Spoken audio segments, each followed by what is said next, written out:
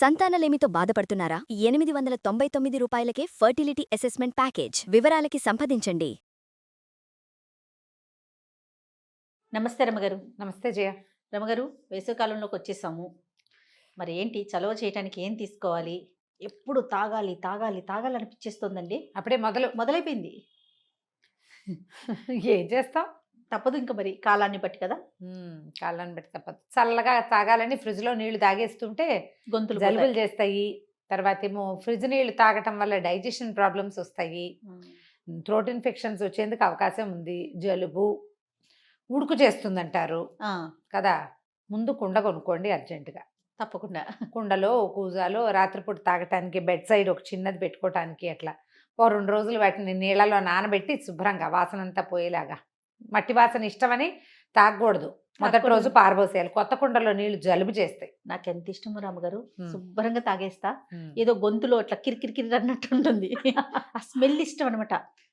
మట్టి వాసన గీక్కుని తినేయాలా అంత ఇష్టం అనిపిస్తుంది రమ్మగారు. నాకు కూడా ఇష్టమే. అవునా? కాకపోతే నేను ఎంతసేపు కుండలో వాసన చూస్తూ ఉంటాను. నేను కూడా అంతే. వాసన ఇష్టం, ఆ రుచి ఇష్టం కాదు అది.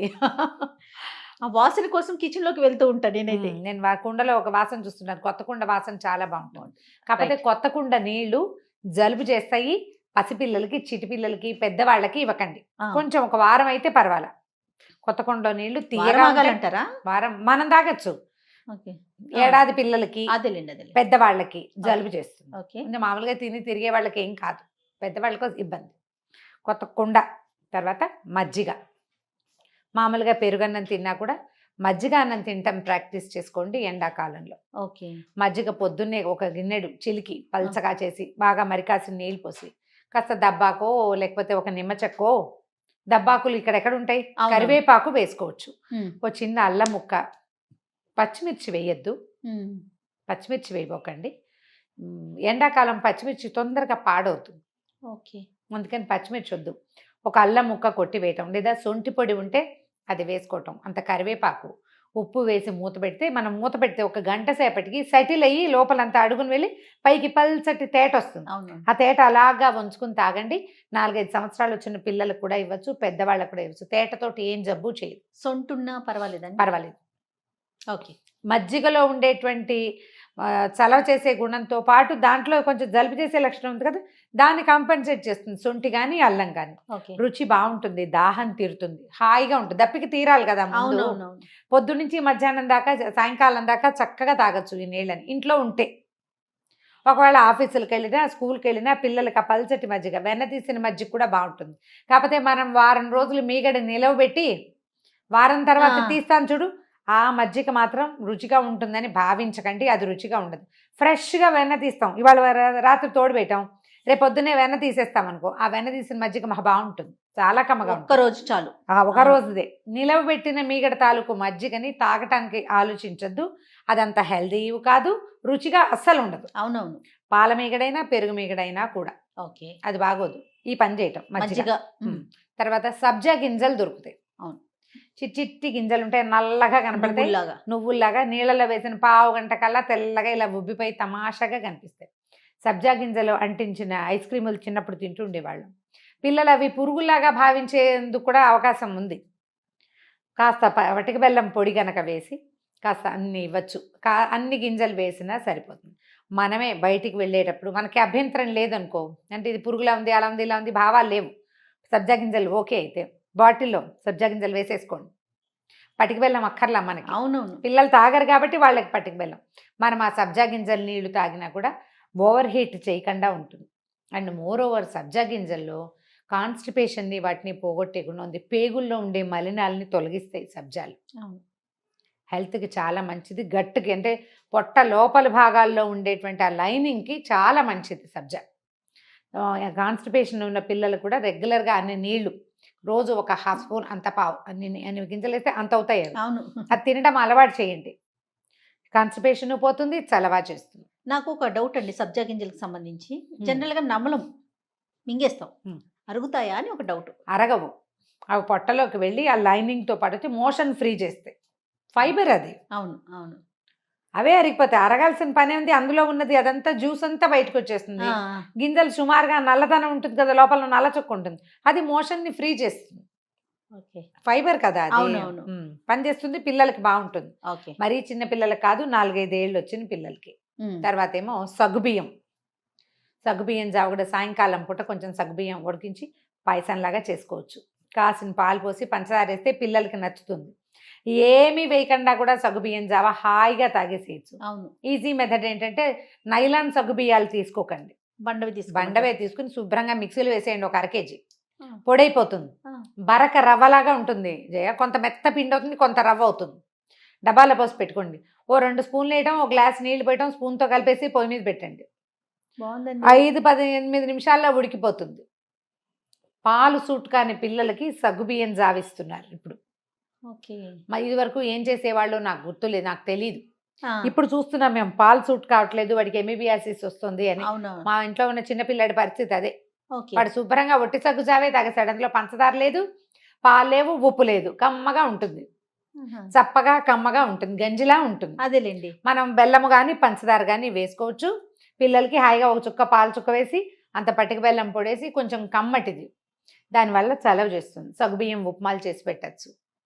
తర్వాత మనం తరవాణి చేసుకుంటాం.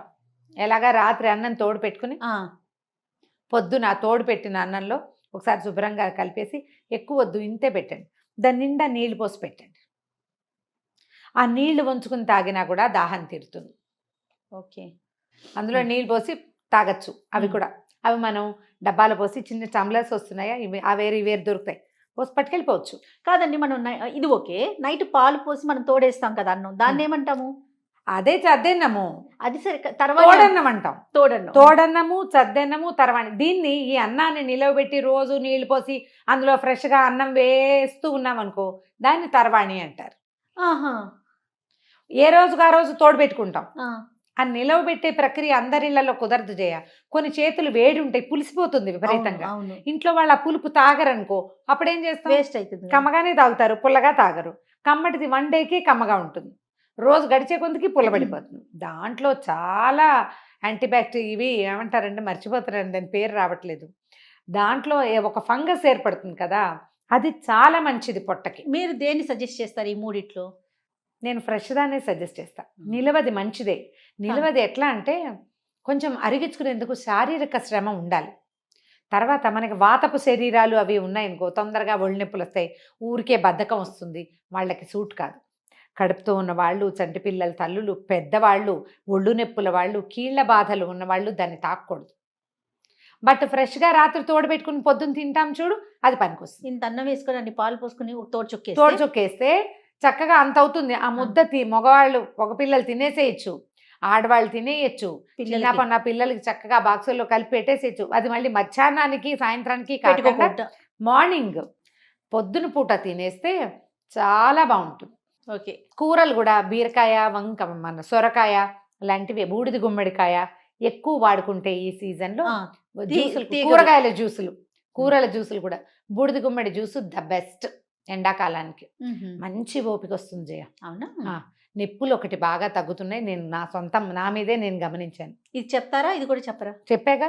బూడిద గుమ్మడికాయ ఎలా రమ్మగారు? బూడిద గుమ్మడికాయ లేతవి ఆకుపచ్చగా ఉన్నవే తెచ్చుకోవాలి. పైన యాష్ గార్డ్ కదా, అది యాష్ వచ్చింది కాదు. Okay okay. లేతకాయ, దాంతో కూర కూడా చేసుకోవచ్చు. కూర కావాలంటే చూపిస్తా. ఓకే. చెక్కు తీయటం, గింజల పార్ట్ ఏదైనా కొంచెం గింజ కనబడితే గింజలు తీసేయటం, చిన్న చిన్న ముక్కలు తరిగి మిక్సీలో వేసేసేయటం. దీంతో పాటు ఇంకేదైనా కూరలు వేసుకుంటే వేసుకోవచ్చు, లేకపోతే లేదు.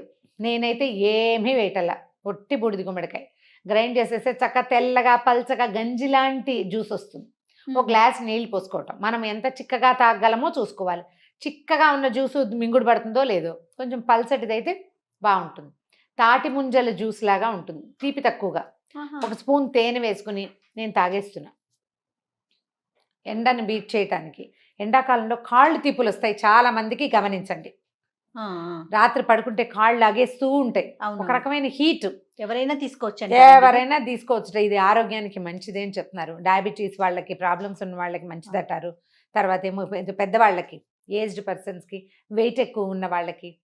కూరగాయల జ్యూసులు అందరికీ చెప్తున్నారు కదా. మీకేదైనా పర్టికులర్ అలర్జీస్ అవి ఉంటే లేదు, కానీ పైగా బూడిద గుమ్మడి ఓపిక వస్తుంది బాగా, బలం, ఓపిక. మనకి తెల్లగుమ్మడి, అదే పచ్చగుమ్మడి ఉంటుంది కదా, ఏమంటారు దాన్ని, ఎర్రగుమ్మడి, తీపి గుమ్మడి, అది కొంచెం జబ్బు చేస్తుంది. ఎన్ని పేర్లు చెప్పారు రమ్మగారు. ఇన్ని పేర్లు ఉన్నాయి దానికి. కళ్యాణ పూషణికాయ అని చెప్తారు, నీకు తెలిసిన పేరే కదా తమిళ పేరు. అవును. ఎర్ర గుమ్మడి అంటారు, పచ్చ గుమ్మడి అంటారు, తీయ గుమ్మడి అంటారు, దానికే పేర్లు. దిష్టి తీస్తాం కదా. దిష్టి ఎక్కడో తీస్తానులే, గృహప్రవేశాలప్పుడు తీస్తారు. మామూలు దిష్టి గుమ్మడికాయ తెల్లదే తెల్లదే కదా. అది కొంచెం జబ్బు చేస్తుంది తొందరగా, నడుము నొప్పులు అవి వస్తాయి. బూడిద గుమ్మడికాయతో అది రాదు. బూడిద గుమ్మడికాయ విత్ శనగపప్పు కాంబినేషన్ ఎక్సలెంట్గా ఉంటుంది, చాలా బాగుంటుంది. బాగుంటుంది, దాన్ని మజ్జిగ పులుసులో వేసుకోవచ్చు. వీటితో పాటు ఈ సీజన్లో మనకి బాగా పుష్కలంగా దొరికే తాటి ముంజలు, తర్వాత కీరకాయలు. కీర తినడం అలవాటు చేయండి. కీర కూడా జ్యూస్ చేసుకుని తాగొచ్చు. కీర గుమ్మడికాయ, బూడిద గుమ్మడికాయ జ్యూస్ కూడా చక్కగా ఉంటుంది. చిటికెడు ఉప్పు వేసుకుని తాగి, తేనెక్కర్లు ఉప్పు వేసుకుని తాగొచ్చు, చాలా హాయిగా ఉంటుంది. తాటి ముంజలు దొరికితే తినండి. వేడి చేసే పదార్థాలు తీసుకున్న రోజున తప్పకుండా సాయంకాలం కాస్త చీకటి పడకుండా కొంచెం మజ్జిగ తాగటము, ఏదైనా సగ్గుబియ్యం జావ చేసుకోవటము, లేకపోతే సబ్జా గింజలు వేసుకోవటమో చేస్తే రాత్రికి నిద్ర పట్టకపోవటము, అతి వేడి హాట్ ఫ్లాషెస్ వస్తున్నట్టు, విసుగ్గా ఉన్నట్టు, ఒంట్లో నుంచి ఆవిర్లు వస్తున్నట్టు, కాళ్ళు పీకుతున్నట్టు ఆ సమస్యలు లేకుండా ఉంటాయి. పిల్లలు కూడా రాత్రిళ్ళు నిద్రపోరు, భలే సతాయిస్తారు. ఎండాకాలం కాళ్ళు లాగుతాయి చాలా మందికి, దానికి ఇది విరుగుడు. ఓకే, వీటిలలో ఏ ఒకటైనా చేయొచ్చు. చేత వచ్చినన్ని రెసిపీలు చేసేసుకోండి. ఈ సంవత్సరం కొన్ని చేద్దాం, వచ్చే సంవత్సరం కొన్ని చేద్దామని చూడండి. 2-3 ట్రై చేస్తే ఏది మీ పొట్టకి ఒంటికి హాయిగా ఉందో, సరిపడుతుందో, ఏది మీకు నిద్ర పట్టిస్తుందో, జలుబు చేయకుండా ప్రశాంతంగా ఉందో దాన్ని ఫాలో అయిపోండి. ప్రతిసారి సలహాలు వినాలి. అండ్ మనం ఏం చేయాలి, వాటిలోంచి ఒకటి సెలెక్ట్ చేసుకుని దాన్ని మన సొంతది చేసుకోవాలి. ప్రతిసారి వింటామనకూడదు, పదే పదే వినడం కాదు. 4 విని ఒకటి సెలెక్ట్ చేసుకుని అది కుదిరిందో లేదో చూడండి. 4-5 రోజులు చేస్తే కానీ సెలెక్ట్ అవ్వదు, సెటిల్ అవ్వదు. అది అవునవును, సెటిల్ చేసుకుని దాన్ని ఓన్ చేసుకోవాలి. ఇంకా అది మీదైపోవాలి. మళ్ళీ వచ్చే సంవత్సరం ఎండాకాలం ఏం తినాలి అని బ్రౌజ్ చేయకూడదు. నేను చెప్తున్నా కూడా, అవునవును, నేను చెప్పినా సరే మీరు పదే పదే ఇలాగ డిపెండెన్సీ మాత్రం దాంట్లోకి వెళ్ళొద్దు. ఇండిపెండెంట్గా ఉండండి. ఇవి కాకుండా మన ఇంట్లో ఓల్డ్ రెసిపీస్ ఉంటాయి. మన అమ్మ చెప్తుంది వేడి చేయకుండా ఉండాలంటే ఏం చేయాలి అని, చెప్తారు పెద్దవాళ్ళకి తెలుసు. ముందు అమ్మని అడగండి, అత్తయ్యని అడగండి, మన పెద్దమ్మని అడగండి, మన ఇంటి పక్క ఆంటీని అడగండి. మన ఆయనలకే కొన్ని తెలుస్తాయి. మా అమ్మ చిన్నప్పుడు అది చేసేదని చెప్తాడు. మీరు చెప్తారు మేము రామారావు గారి మాటే వింటాం అనకూడదు. ముందు అది ఫాలో చేయండి. అది కుదరకపోతే అప్పుడు నా దగ్గరికి రావచ్చు. కరెక్ట్ అండి. ట్రై మన చేయండి. కుటుంబ సభ్యులతో కదా ప్రధానంగా ఫ్యామిలీ రెసిపీస్ ఫాలో అవ్వండి. తర్వాత మమ్మల్ని కూడా ఫాలో అండి, మేము ఉన్నదే మీకోసం. థ్యాంక్ యూ అండి, థ్యాంక్ యూ. నమస్తే రమ్య గారు. నమస్తే జీ.